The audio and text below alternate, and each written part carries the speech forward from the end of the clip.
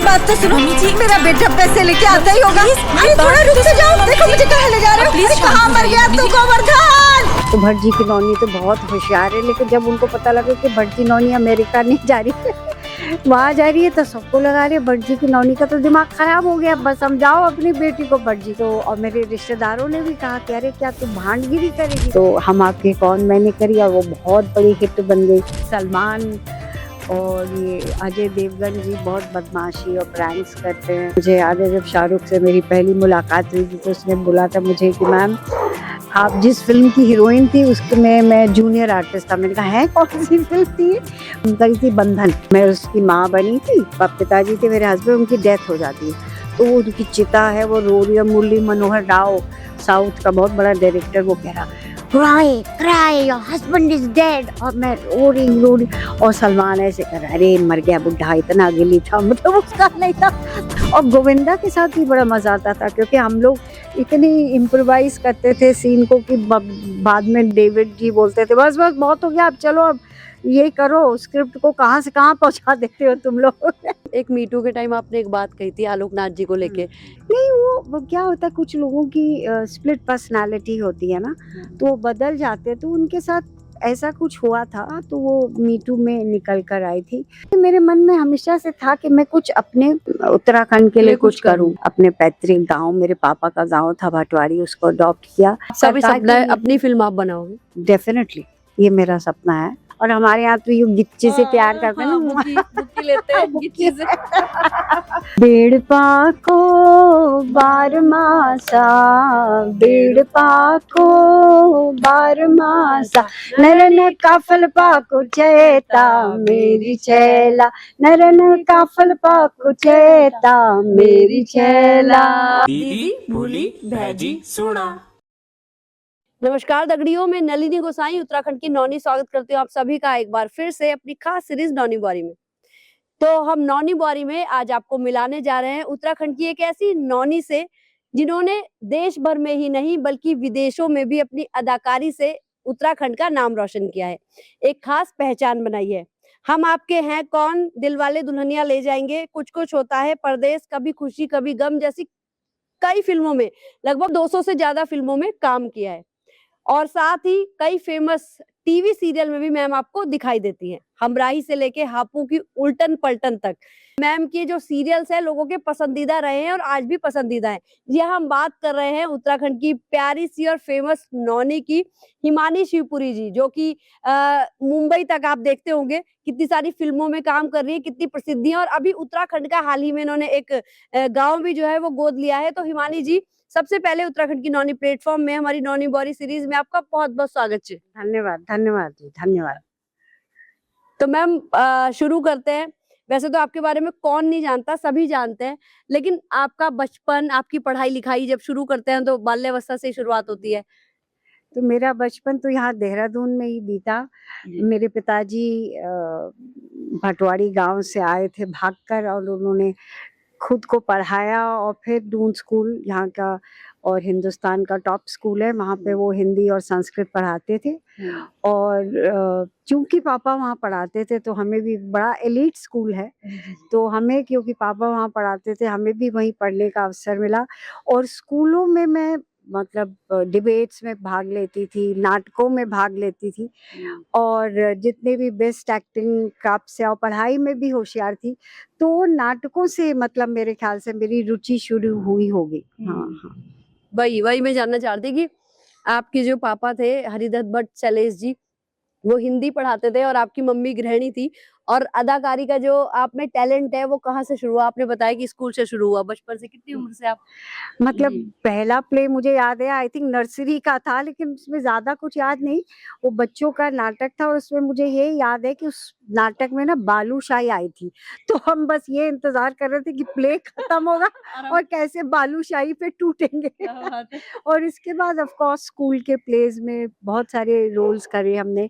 विक्रम सेठ जिनको Pulitzer prize मिला है, तो उन्होंने आकर एक नाटक डायरेक्ट किया था, उसमें भी मैंने मेन रोल किया था। जितने भी प्लेस होते थे उसमें मेन रोल करती थी। उसके बाद मैंने यहीं पर MKP से इंटर किया, और बीएससी किया और डीएवी से एमएससी किया और साथ में मैं नाटक करती रही। तो वहीं से मतलब शौक मेरा मतलब कला मेरी मैंने तराशा अव्यावसायिक रंगमंच से। हाँ। तो एनएसडी में आप कब पहुंची, क्या कुछ अनुभव रहे आपके एनएसडी के साथ? और जब मैं एमएससी कर रही थी तो हम एक नाटक कर रहे थे ब्रेख्त का 3 टके की नौटंकी। ब्रेख्त का था 3 पेनी ओपेरा। तो एनएसडी से कुछ लोग आए हुए थे देखने के लिए नाटक। तब मुझे पता चला कि एक ऐसी संस्था भी है राष्ट्रीय नाट्य विद्यालय जो कि आपको ट्रेन करती है थिएटर में। तब मैंने कहा कि मैं थिएटर करूँगी, लेकिन घर में नहीं बताया मुझे। मैंने पढ़ाई में होशियार थी तो मुझे एमएस केमिस्ट्री, ऑर्गेनिक केमिस्ट्री पढ़ने की स्कॉलरशिप मिली थी, रोटरी इंटरनेशनल स्कॉलरशिप अमेरिका पढ़ने के लिए।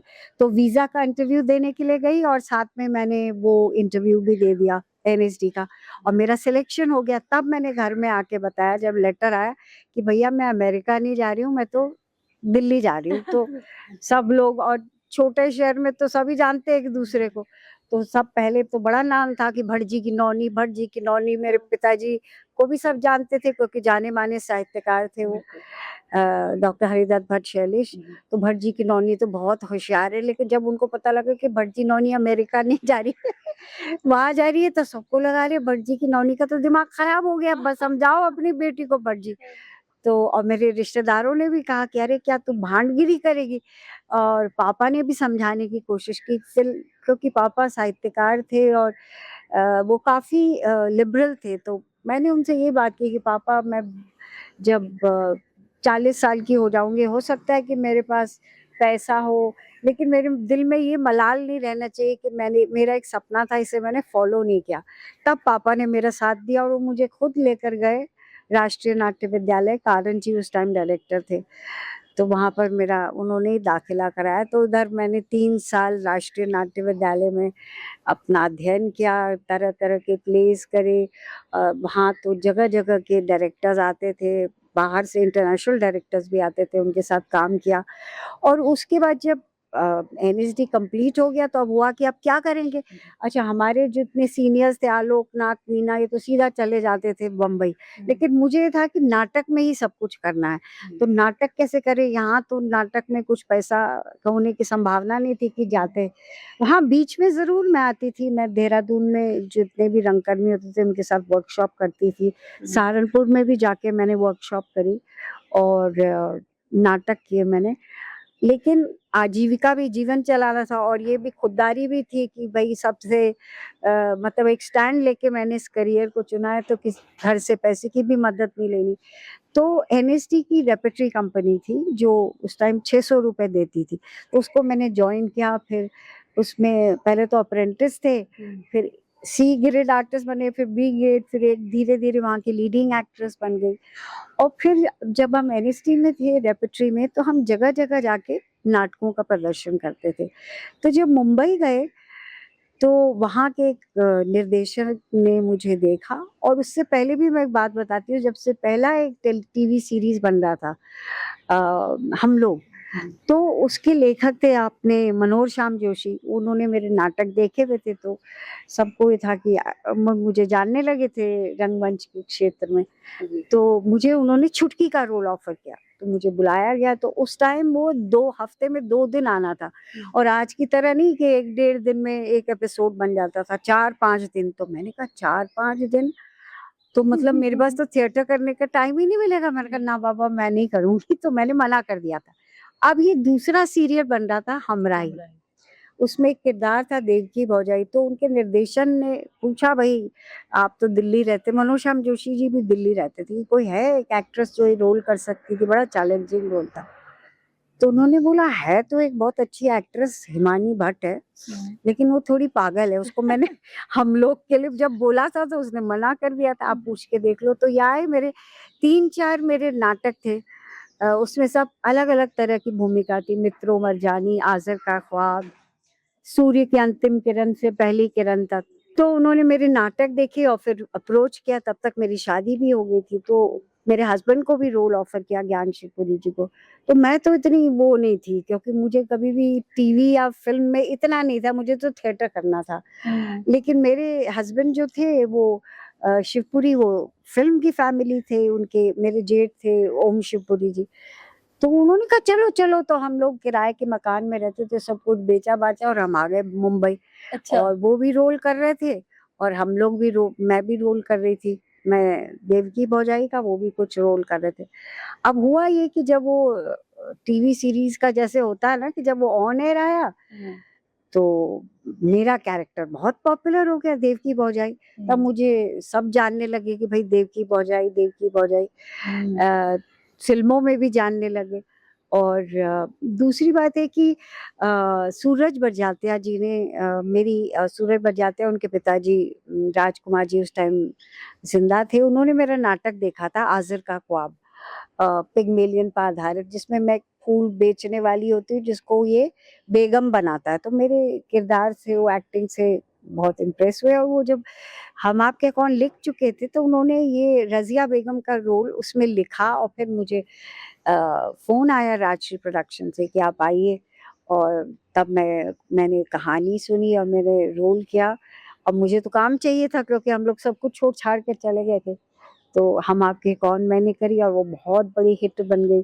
तो उसके शायद ट्रायल्स वगैरह देखे होंगे।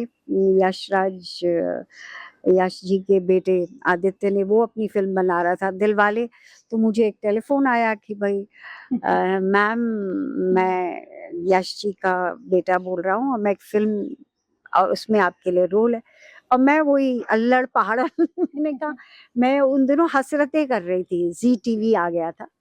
तो मैंने कहा मैं उधर एक बंगलो में शूटिंग कर रही थी बॉम्बे में, तो आ जाओ। और मतलब अब मैं सोचती हूँ तो मतलब कितनी हिमाकत करी कि यशराज के बेटे को बोला भाई मैं वहाँ शूटिंग कर, तो लेकिन वो आया और उसने मुझे इन बिटवीन शॉट्स पूरी कहानी सुनाई। डीडीएलजे की इंटरवल तक आया तो मैंने कहा आदि तुम्हारी कहानी बहुत अच्छी लगी, I will do your film. उसने कहा यस मैम, आपका रोल इंटरवल के बाद आता है। मैंने कहा बहुत सुंदर फिल्म है।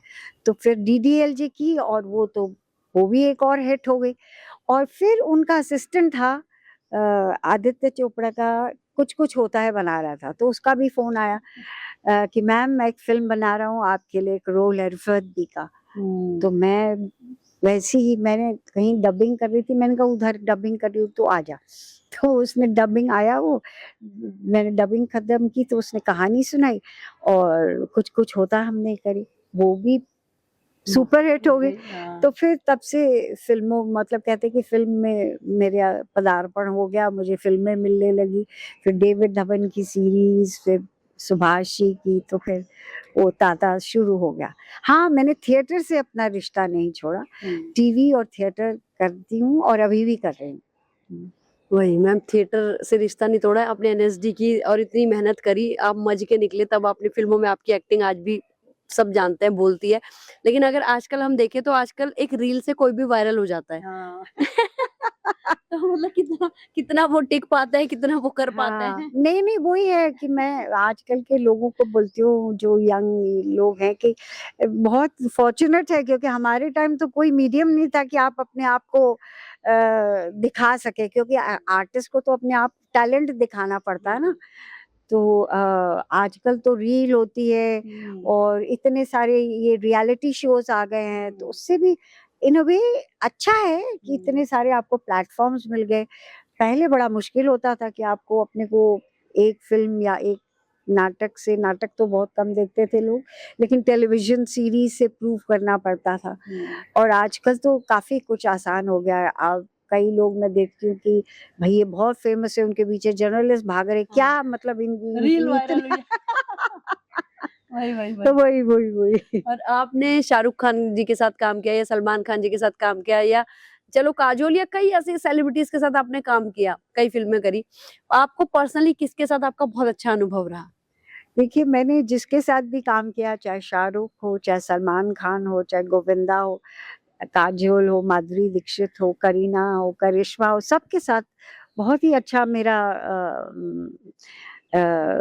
अनुभव रहा। और बहुत मजा आया सबके साथ काम करके। और कई हीरोज के साथ तो मैंने काफी सारी फिल्में की, जैसे सलमान के साथ, शाहरुख के साथ, गोविंदा के साथ, और आजकल के यंग एक्टर्स के साथ भी करी है, अपना रणबीर के साथ। तो बड़ा मैं मतलब मैं जाती हूँ, अपना काम करती हूँ एंड थोड़ा बहुत दैट्स ऑल, मतलब इतना कुछ मैं, क्योंकि अभी भी मैं वही सीधी-सादी पहाड़ी लड़की हूँ, काम से काम करो भई, बुलाया है काम करो, दैट्स ऑल।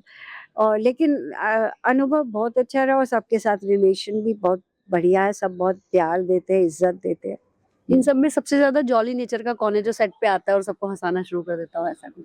नहीं, वो सबके अपने-अपने नेचर है।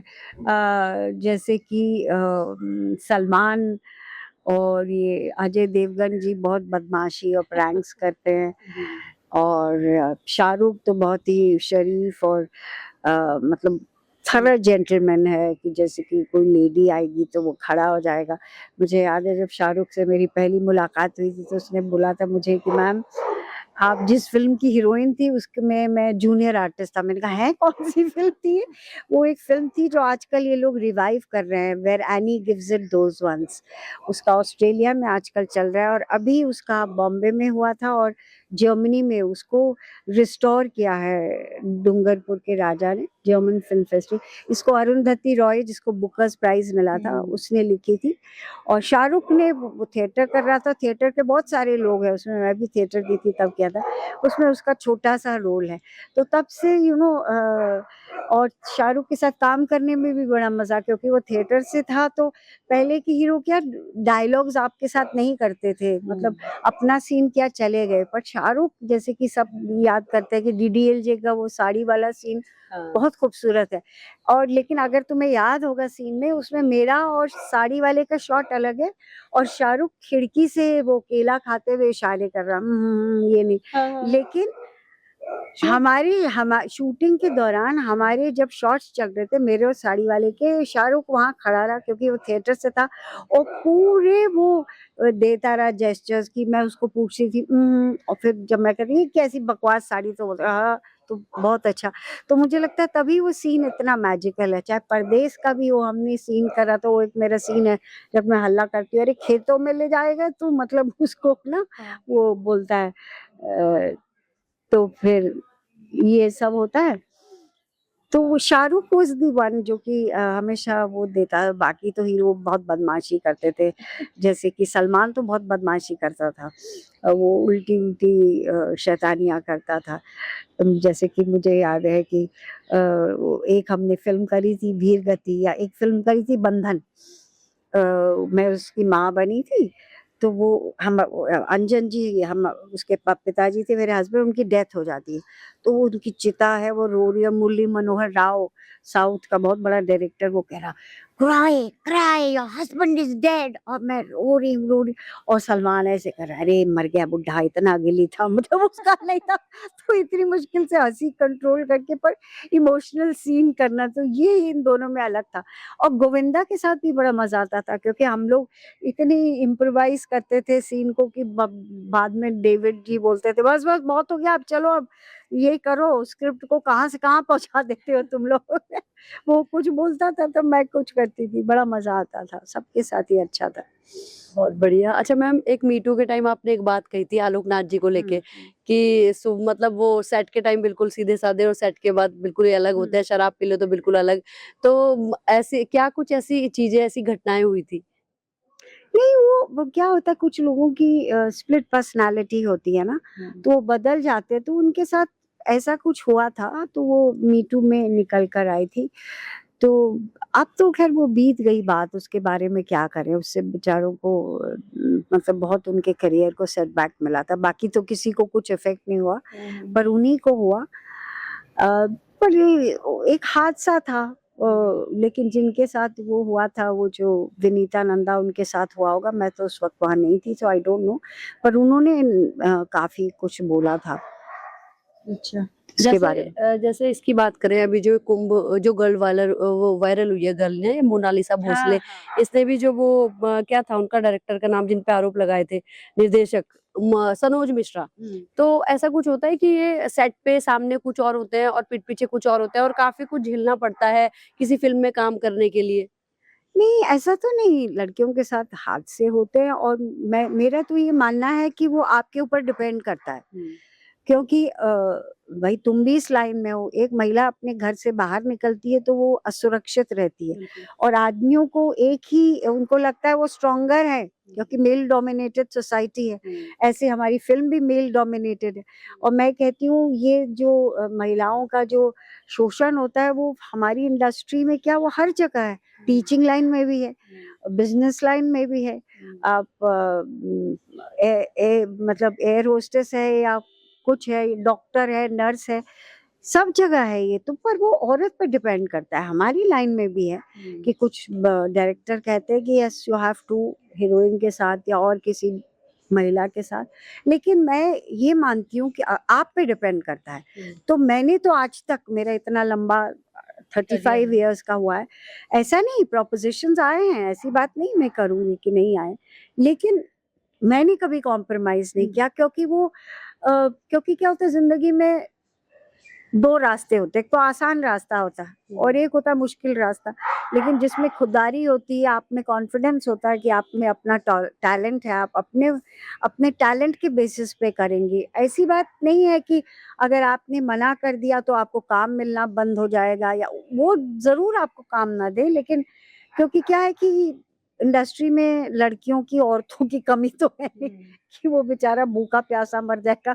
तू नहीं तो और सही, और नहीं तो और सही, तो सब है, वो आप पे डिपेंड करता है। और मुझे लगता है कि ये भी बड़ा पर्सनल सा मैटर है कि कुछ लोगों को लगता है कि अगर क्या हुआ, अगर हमको अच्छा रोल मिल गया, लीड रोल मिल गया, कॉम्प्रोमाइज करने से तो छोटा सा, लेकिन मैं तो ऐसा नहीं मानती, आपके ऊपर है। तो अगर आप झुक जाते हैं तो आपको कोई दबाएगा ही, अगर आप नहीं अपना स्टैंड पे कायम रहे तो थोड़ा टाइम लग सकता है, लेकिन आपको कोई नहीं रोक सकता। आपने फिल्मों से लेके टीवी सीरियल्स तक काम किया है, आज भी कर रहे हो, क्या कुछ फर्क लगता है आपको दोनों में, और किसमें ज्यादा मजा आता है? देखिए, मेरे को तो सबसे ज्यादा मजा रंगमंच में आता है, क्योंकि क्या कहते हैं कि बिल्कुल, जो आपकी नहीं वो शुरुआत मेरा, है, जड़ है। हाँ नहीं वो मेरा पहला प्यार है ना, पहला प्यार कोई नहीं भूलता। और रंगमंच में क्या होता है कि एक्टर, जिसमें थिएटर क्या हो, रंगमंच में क्या होता है, ऑडियंस और एक्टर का एक लाइव रिश्ता रहता है, जबकि फिल्म और टीवी में देखो, फिल्म से आपको पैसे, टीवी से फिल्म, और टीवी और फिल्म में पैसे और शोहरत जरूर ज्यादा मिलती है। थिएटर क्या है, जिन लोगों ने देखा उन्होंने बहुत सराहा, लेकिन जिन्होंने नहीं देखा उनको क्या पता। लेकिन फिल्म है कि शाश्वत है, आप जॉनी वॉकर को आज भी आप देख सकते हैं, उनको याद कर सकते हैं। टुन को, मैं दिलीप कुमार और उनकी बात नहीं कर रही, धूमल को भी आप याद करिए अगर आप पुरानी फिल्में देखेंगे, है ना। तो और टेलीविजन तो क्या है कि एकदम से सबके घर में चला जाता है, तो रातों रात किसी भी एक्टर को मतलब फेमस हो जाता है ना। थिएटर में ऐसा नहीं है, लेकिन थिएटर में जो आपका ऑडियंस के साथ जो कनेक्शन बनता है ना, वो कैमरे के through, camera is a dead medium, और जितना भी ये टीवी तो राइटर का मीडियम, क्योंकि 22 मिनट में, और या आजकल तो वो मिनी सीरीज भी बन गई कि एक एक सेकंड की और तीन क्या मतलब 2 मिनट के होते हैं क्या, तो उसमें आपको ऑडियंस का इंटरेस्ट होल्ड करना है ना। और लेकिन एक्टर स्टेज का राजा होता है, क्योंकि एक बार प्ले शुरू हो गया तो फिर एक्टर के ही हाथ में है, जबकि film is totally a directors medium. कब आपका सीन उड़ा दे, कौन सा एंगल से डायरेक्टर का ही मीडियम। बहुत बड़ी बात है कि आजकल के टाइम में भी आप करते भी हो, लगातार थिएटर करते भी हो, और लेकिन आजकल रंगमंच को वो तवज्जो नहीं दी जाती। आजकल के जो कलाकार है सीधे उन्हें वायरल होना है, और जबकि माना जाता है कि मजे हुए कलाकार वही होते हैं जो अपने रंगमंच से निकले हुए होते हैं, है ना। और ऑडियंस से कनेक्शन वाली जो आपने बात कही, बहुत सही बात, बहुत बहुत बड़ी बात बोली, और वो थिएटर को समझना भी बहुत मुश्किल है, हर कोई समझेगा भी नहीं, है ना। अच्छा, और ये जो आपने अभी रुद्रप्रयाग का एक गांव गोद लिया है, भटवाड़ी ननिहाल है आपका, है ना, क्या क्या काम आप उसके लिए करने वाले हो, क्या कुछ आपने किया, किस सोच के साथ आपने इस गांव को गोद लिया? देखिए, मेरे शुरू से ही था कि मैं अपने उत्तराखंड के लिए कुछ करूं, और पहले भी मैंने आपको बताया था कि मैं राष्ट्रीय नाट्य विद्यालय में जब पढ़ रही थी, तभी भी मैं आती थी और यहाँ के बच्चों के साथ वर्कशॉप लेती थी। और तुम्हें तो पता ही है कि जब मेरे फादर की डेथ हुई तो मैंने सोचा मैं क्या करूँ? तो मैंने एक श्रद्धांजलि कैसे दूँ? तो मैंने कहा मैं तो कलाकार हूँ, तो उनकी कहानी का मैंने मंचन किया। तुमने खुद देखा था सुनहरे सपने। और मैं हर साल फिर आती थी कुछ ना कुछ थिएटर के लिए, कि मुझे लगता था कि मैं अपनी जो मैंने कला सीखी है वो लोगों में बांटूं। तो ये मेरे मन में हमेशा से था कि मैं कुछ अपने उत्तराखंड के लिए कुछ करूं। तो ये जब 3-4 पहले जब इन्होंने प्रवासी सम्मेलन किया था, तो ऐसी एक आइडिया फ्लोट हो रहा था कि आप अपना गांव क्यों नहीं अडॉप्ट कर ली। तो तब मुझे वो बड़ा आकर्षित किया वो आइडिया, और मैंने भी हामी भरी कि हाँ मैं करूँगी। और अपने पैतृक गांव, मेरे पापा का गांव था भटवाड़ी, उसको अडॉप्ट किया। और लेकिन क्या है कि गांव तो बहुत बड़ा होता है, उसमें इतने सारे लोग रहते हैं, और मैं मतलब मेरा वो लेवल तो नहीं है सलमान खान या उनके जैसा कि मैं करोड़ों में, क्योंकि हमारे यहाँ संघर्ष तो चलता ही रहता है, कैरेक्टर आर्टिस्ट ही हूँ मैं। तो जितना छोटा-छोटा, क्योंकि मैंने जाके पता किया पहले गाँव गई कि क्या मेन प्रॉब्लम्स थी, तो वहाँ ये था कि खेती में मैंने कहा सारे खेत बंजर पड़े थे, खेती क्यों नहीं करते? कि वह जानवर का मेनेस है। भालू आ जाते हैं, बंदर आ जाते हैं, तो सब खेती मतलब उखाड़-उखूड़ के सब चले जाते हैं। और पहले माल्टे लगते थे, वेदर भी चेंज हो रहा है ना, संतरे लगते थे, अब संतरे नहीं, अब आम के पेड़ हैं, मतलब आप सोचो गाँव में इतनी ऊपर भी। तो सब कुछ चेंज हो रहा है, तो क्या हो सकता है? तब मैंने गाँव के मतलब एक कृषि वाले हैं, उनका मैं नाम भूल रही हूँ, तुमको बता दूँ।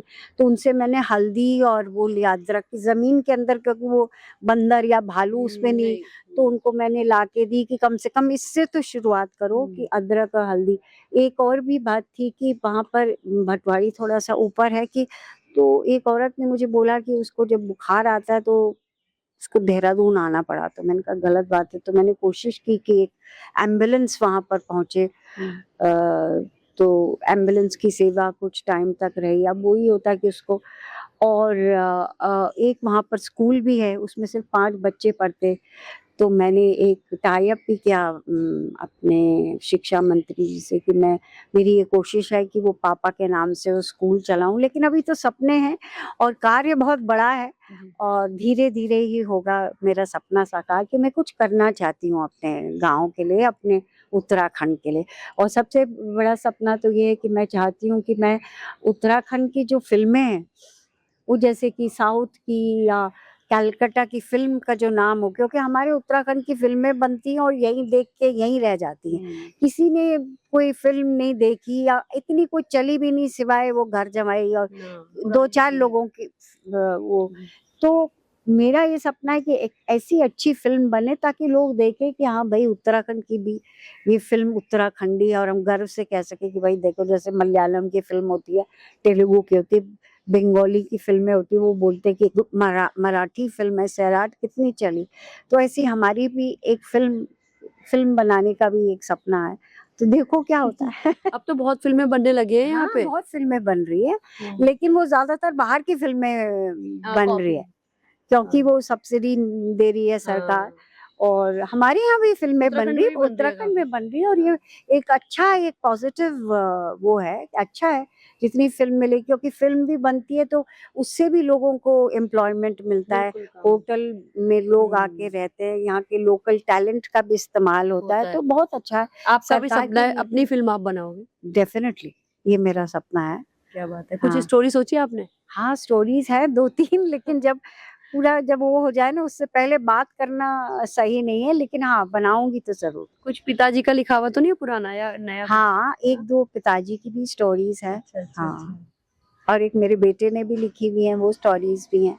तो बनाएँगे ज़रूर हम धीरे-धीरे। आपका बेटा क्या कर रहा है? मेरा बेटा वो भी इसी लाइन में है, डायरेक्शन में है, और उसने फ़िल्म्स बनाई है, उसको एक को नेशनल अवार्ड भी मिला है, और इंटरनेशनल अवार्ड्स भी मिले हैं न्यूयॉर्क फ़िल्म फेस्टिवल में, फिलाडेल्फिया में। और उसने एक फ़िल्म बनाई थी कमेडियन, जो कि जियो उस फ़िल्म्स में करीब 3-4 हफ़्ते में नंबर 1 पे रही थी, कमेडियन। कभी मौका लगे तो देखना। हाँ, बिल्कुल, शॉर्ट फिल्म है, कॉमेडियन सतीश कौशिक जी थे उसमें। हाँ, अच्छा अच्छा हाँ। अच्छा अच्छा, ठीक है। अच्छा, भटवानी जो है वो आपका पैतृक गांव है या ननिहाल है? पापा का गांव है ना। पापा का है? हाँ मतलब मोस्टली मैं मायके और ननी वो ही पढ़ा है मैंने, जहाँ भी पढ़ा है ना। हाँ, वो गलत बात है। वो हाँ। पापा मेरे उसमें थे तो इसलिए पैतृक गांव, मैं तो पैतृक कहती हूँ पर वो बोलते हैं ननियाल। हाँ, और मैंने भी आपसे सवाल में ननिहाल ही बोला। हाँ, पैतृक गांव है वो। मेरे पापा का गांव था भटवाड़ी के, पापा भट्ट थे ना तो वो भटवाड़ी है।